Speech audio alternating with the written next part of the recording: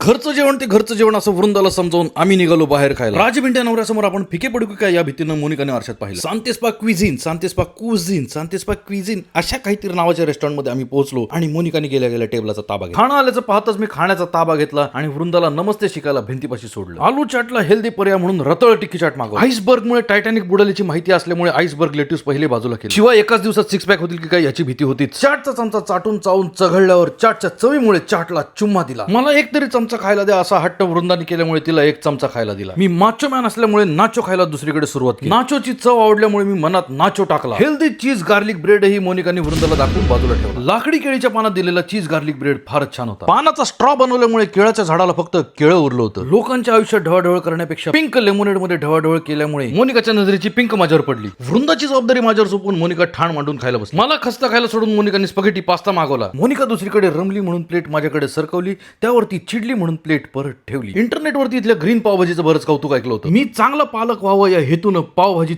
पालक घालण्यात आला. पाव तर छान होता पण भाजी अगदीच पाजी निघाली. आणि मग लक्षात आलं इंटरनेटवरती सांगितलेलं सगळंच खरं नसतं. आसुरी आनंदानं मोनिका म्हणाली खा की अजून खा. वृंदा झोपल्यावर पटकन खायचं म्हणून मोनिकाने बकाणा भरला आणि ती जागी असतानाही आपण कमी खात नाही याची तिला उपरती झाली. मग डांबराचं रूप घेऊन ऍक्टिव्हेटेड चारकोल लेमोनेड आलं. आयुष्याचा वाळवंट होऊ द्यायचा नसेल तर डेझर्ट खा. इथल्या आल्मंड कुकीवरती बदामाचं दूध ओतूनच खा आणि चव आवडल्यास मोनिका सारखं कथ्थक करा. हे बिल पाहून मी हॉटेलला रामराम ठोकला आणि दोघींना इथेच सोडून मी कल्टी मारली.